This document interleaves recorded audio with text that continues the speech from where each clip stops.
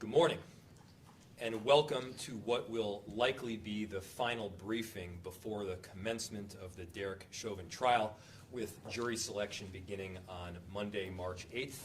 These briefings will continue very regularly, likely once per week, and we will have even more frequent briefings as is required as the trial progresses and as we lead into both jury deliberations and, of course, the verdict. Once again, everyone that you'll hear from today is unified in common priorities. Priorities around safety, retaining and protecting First Amendment rights, and continuing to deliver our core city services with excellence. We know that with the beginning of this trial, it also means an increasing number of protests. Protests over the emotions of anger and fear and hope. And I know that there are so many Minneapolis residents as well as visitors that are very much looking forward to making their voices heard.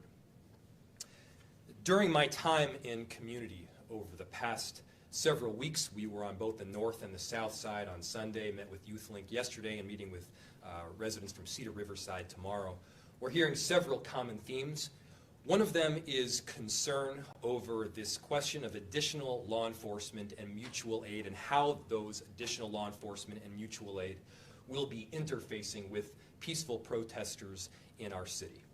First, I want to make sure that everyone is well aware that all those mutual aid partners have received training in the form of de-escalation through the state post board. Additionally, there are mutual aid partners and officers that will have received further training and coaching through this de-escalation process that we have at the Minneapolis PD. Many of them are in our mobile field teams. And we also know that there are individuals and instigators that will be coming in or have come in the past from outside of the city and beyond the state. Those outside instigators that were certainly present in late May and early June, they seek to cause destruction and chaos in our city by using peaceful protesters as cover, by using them as a shield. First, we need to be working directly with those peaceful protesters, and we have been, to make sure that we as a city are better able to distinguish between those that are peacefully protesting and those that seek to cause violence and destruction in our city.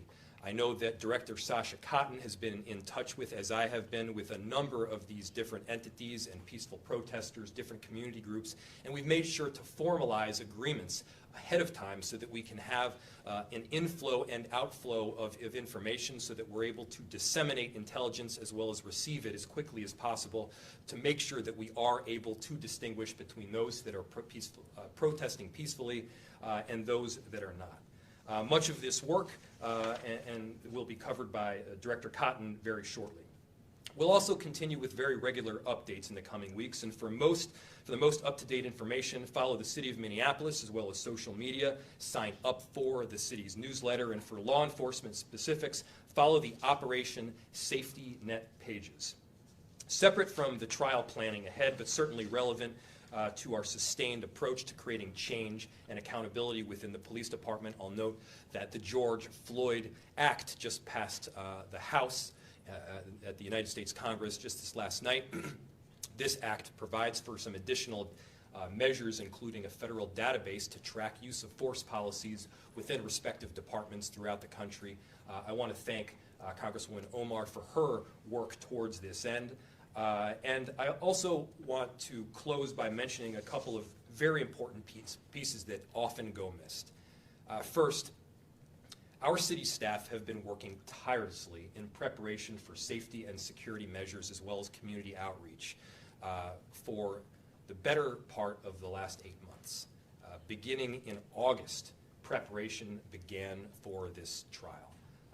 City staff have had to do far more work with far fewer resources and far fewer staff. They've shouldered this burden on their own. They've been working tirelessly in City Hall and around the city of Minneapolis. I cannot thank them enough. They deserve a ton of credit as we head into this very difficult stage and time in our city. I also want to close by thanking the press, the media corps. It's so appreciated that we are able to disseminate this information in an efficient manner, getting it out to as many people as possible. Your role will be increasingly critical as the trial progresses. And finally, I want to thank the people of Minneapolis for coming together during this time, for expressing your voice, for peacefully protesting, for making sure that our city is safe, and for working with our city enterprise. We know that you will be a critical part of ensuring safety throughout our city. Personally, I am very hopeful that the next few weeks will mark a very important chapter of progress in our city, and we hope also an important chapter for justice. With that, I'll bring up Chief Arredondo, who can give a bit of more of a rundown as far as some of the safety and security measures moving forward.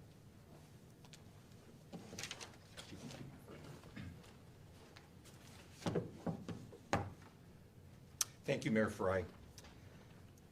Chief Arredondo of the Minneapolis Police Department. I too want to take a moment to first thank and support the men and women of the Minneapolis Police Department, both our sworn and civilian team members.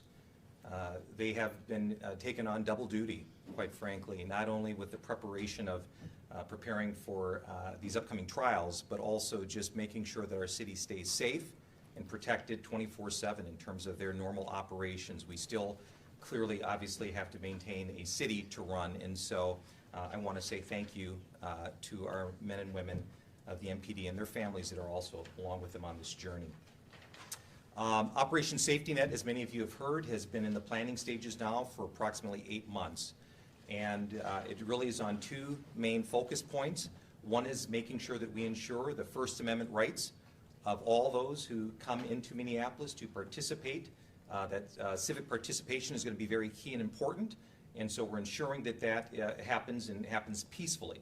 The other key piece to Operation Safety Net, obviously, is the prevention. And making sure that we keep our city as well of Minneapolis, but also under this unified command, making sure that we keep our metro-wide region area and our state safe as well. So we encourage those individuals who wish to come into downtown Minneapolis, and we know that beginning as early as Sunday, we're going to have peaceful demonstrations downtown, and also, of course, Monday and in the days ahead. So we encourage that. We support that First Amendment peaceful civic participation. We know that folks will convene in public spaces. They'll have signs and expressions to make sure that their voices are heard, and that is something that all of us support. At the same time, we cannot allow for any sorts of unlawful activity. And unlawful activity ranging from assaultive or riotous behavior towards anyone will not be tolerated. Setting fires to structures of any kind will not be tolerated. Illegal fireworks, throwing objects, as well as pedestrians going on to our freeways. That cannot be tolerated, and so we want to make that very clear. Again, we want to focus on ensuring the peaceful demonstrations of those who wish to gather, and we will make sure that we do all of that to keep those safe and peaceful. But we cannot allow and re-traumatize our city and our communities with unlawful activity. The mayor mentioned, Mayor Frey mentioned the importance of the media. The media plays an important role in that First Amendment constitutional protected speech. And so we appreciate you, and we want to make sure that you are able to capture history and record it to all of those people out here in Minneapolis and across the world.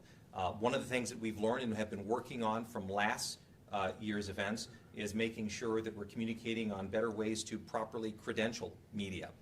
We're also having conversations with local media and some of our national partners for your journalists who are going to be embedded in the groups covering the demonstrations throughout the trial, to make sure that we can get real-time information to them in the event. There are public safety concerns, and we want to keep our media, our journalists safe out there. And we'll be continuing to work with our Joint Information System teams and our Joint Information Center folks to do all we can to ensure that our media can, again, capture, record the First Amendment speech and can do so safely. Again, this is really two things. We want to ensure the First Amendment rights, for all those coming into our city, and that is going to be key for that civic participation.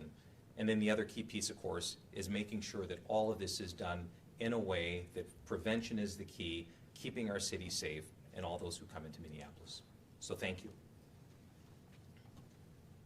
And at this time, I'd like to bring up Director Sasha Cotton of the Office of Violence Prevention.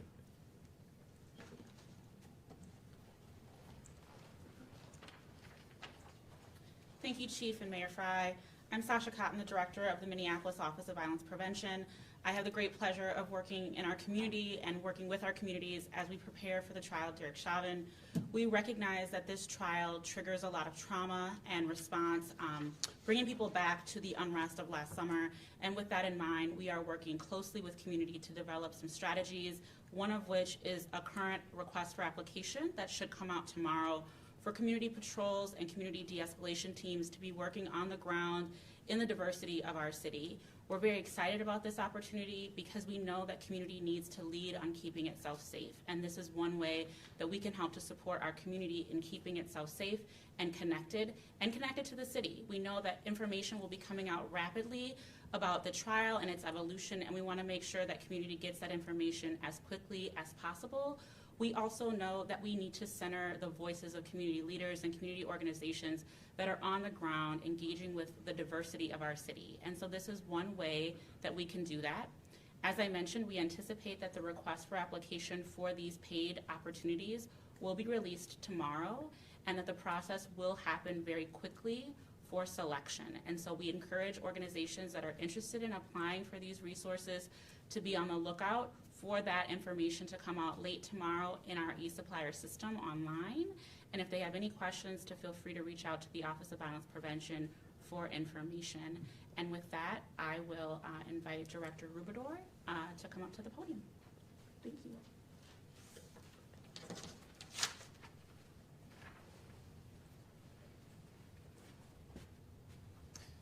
Good morning. My name is Mark Ruff, M-A-R-K-R-U-F-F. I am the city coordinator. And thank you, Sasha, because David's actually better looking than me, so it's a compliment that you introduced me as him.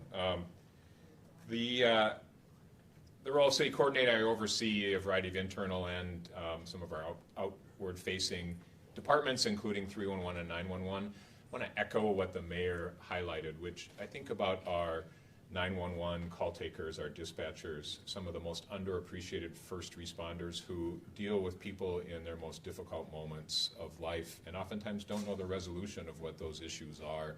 And they come in day after day throughout this whole process in quieter days and in days of stress. And I cannot tell you how proud I am of that group of people who are really the rock and the face of the city in so many ways. I would also say with our 311 employees as well, as they are the ones who are the first line when people have just general questions and wonder about this, about what's happening with whether it's the trial or just even how to get around town. And just a solid group of individuals that we have dedicated towards their best service for our community members. And I encourage all members of our businesses and our residents to utilize those resources in appropriate ways. Again, 911 should just be for the calls that are immediate life safety, need an ambulance, need a fire response, need a sworn officer responding to a crisis in the moment. For those who had general questions about information, we are standing up a new section of the city's website starting late tomorrow. Again, the city's website is at www.minneapolismn.gov.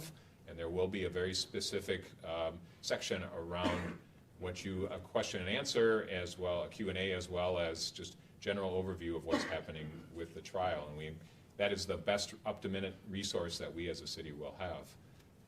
311, also for general information, we are supplementing all of the work so we can be timely in our responses, whether those come in via phone or versus email. Again, for business and property owners, and working with our community planning and economic development department, and generally about questions about what's happening in the next weeks and months, there is a special phone number, 612-673-2499, and those are for both preparation and for resources around small businesses and larger businesses. And lastly, for those people who have suspicious activity that they're observing does not require immediate response, but they want to make sure it's logged into our public safety systems, we do have the MPD tips line that is 612-692-8477. Thank you.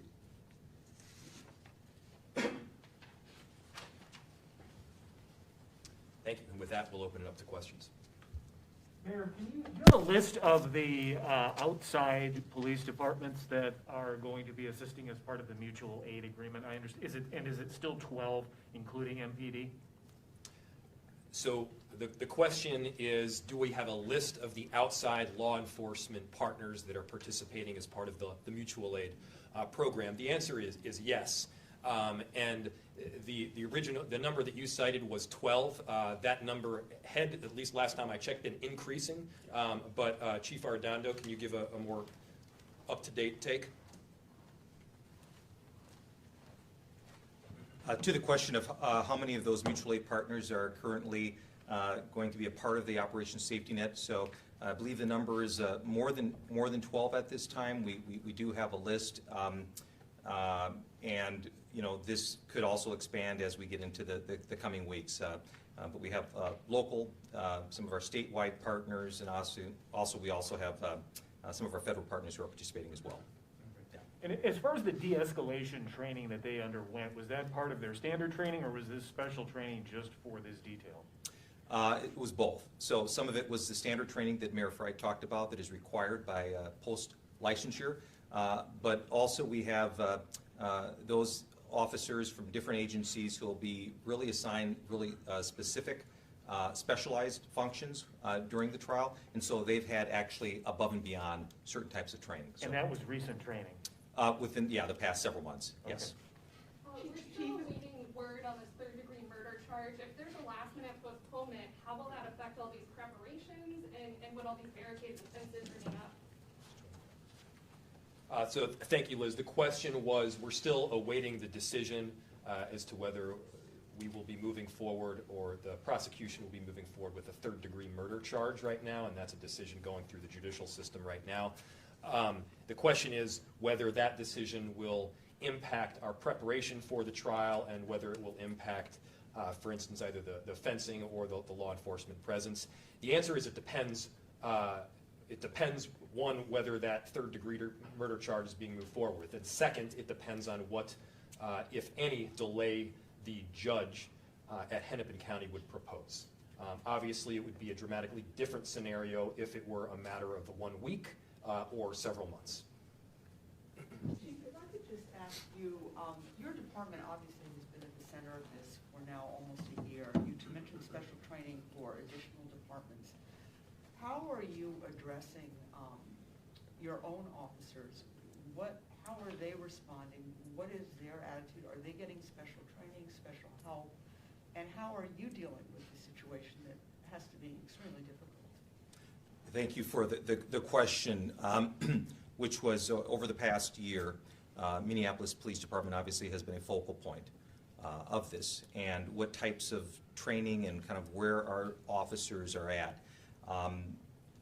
We've lost a lot of officers over this past year for a variety of reasons, and I want to thank those for their service while they were here. For those that have remained, we continue to try to reach out to them. So there's not only the additional part of the types of training that myself and the mayor have talked about that is important as we move forward.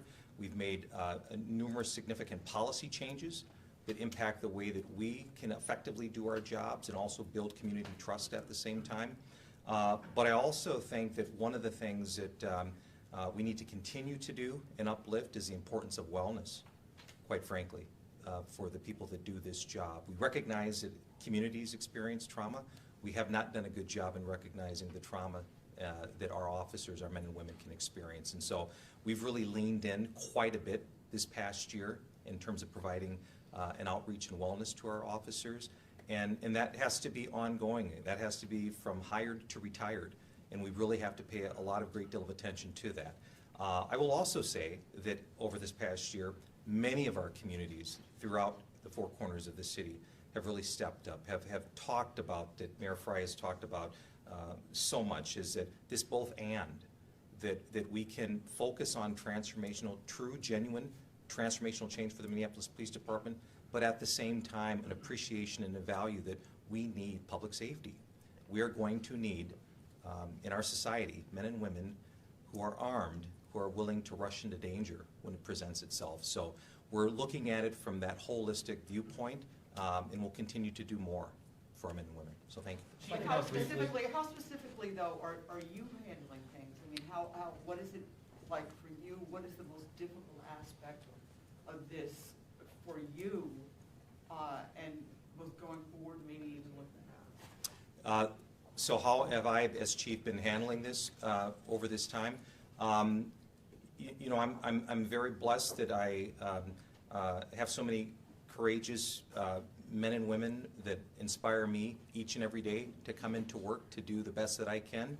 I've been so fortunate to be a part of a city that has literally raised me, and I still keep those relationships to this day, so that has helped me through this year.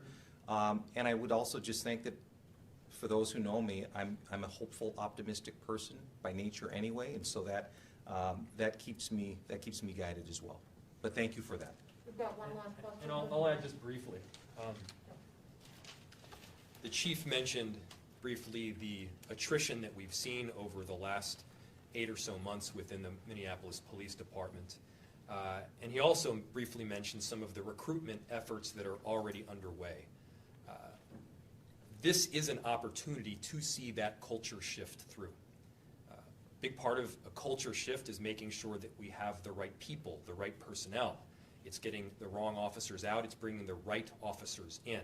We recently changed some policies to add additional valuation for officers that live within the city, for officers that have some form of deep connection to social service organizations, to officers that attend church or synagogue or temple within Minneapolis, go to your local food shelf, help out at a homeless shelter.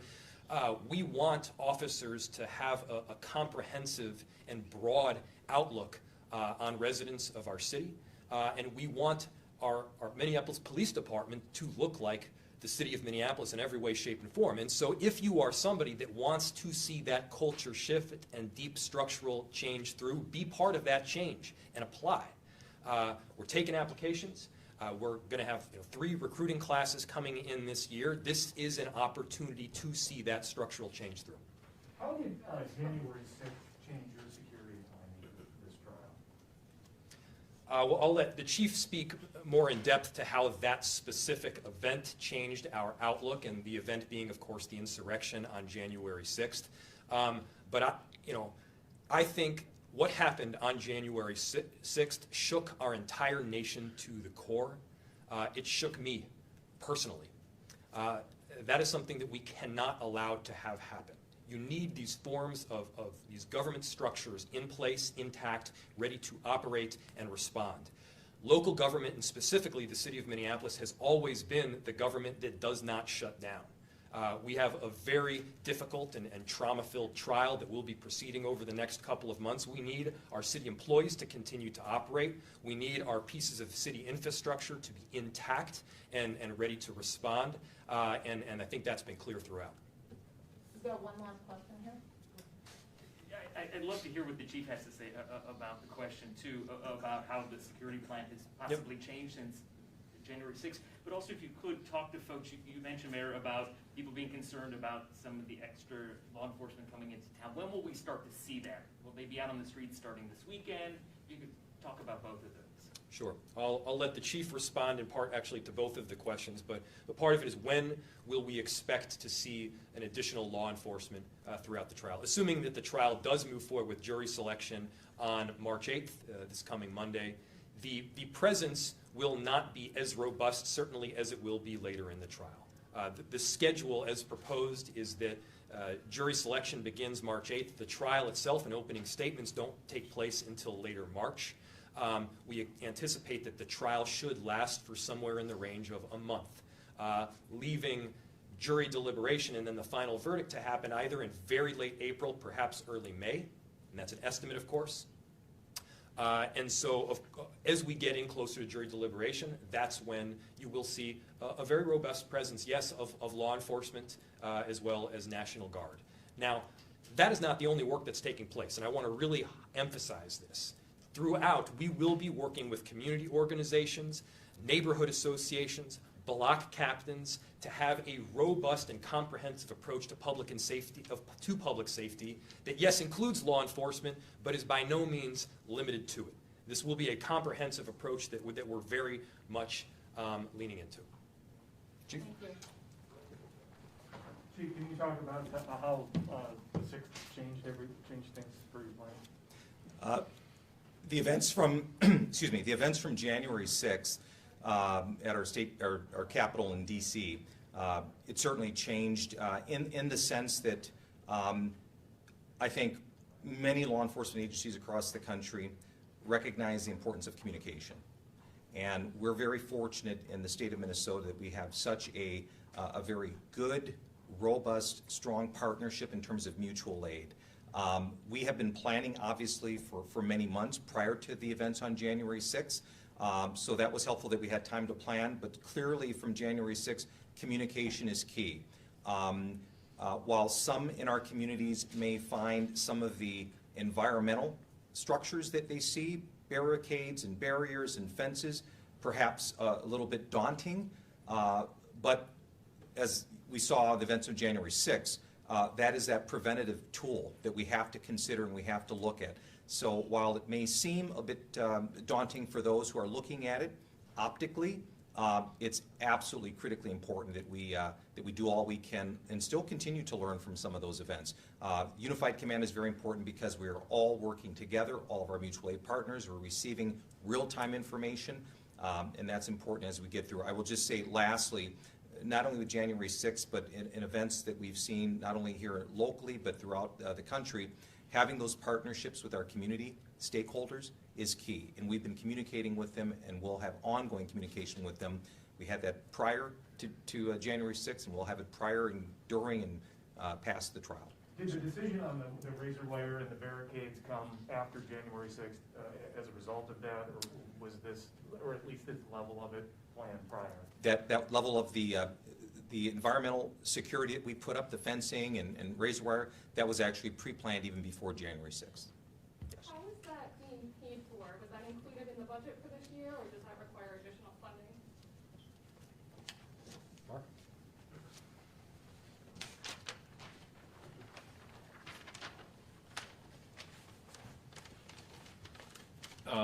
Liz, I think the question was how is the fencing being paid for, and will that require additional fencing, or additional funding, I'm sorry. The answer is, I think as we've stated consistently, we've been working with our partners, and our partners being the county and the state, on reimbursement for the vast majority of the costs associated with this, and that was, thanks to the governor's support, the SAFE account that has been introduced at the state legislature. Our hope is that we will continue to see eligibility for almost all of our costs, including the fencing. If that's not the case, it's like any other unexpected expenditure within the city. We work with the mayor and the council to come up with options to fill that budget hole. And we're still early in the calendar year. We have a budget year that's equal to the calendar year, and so we have 10 more months to work through issues like that or anything else that comes up, including a late spring snowstorm that will also increase budgets. Thank you, everybody.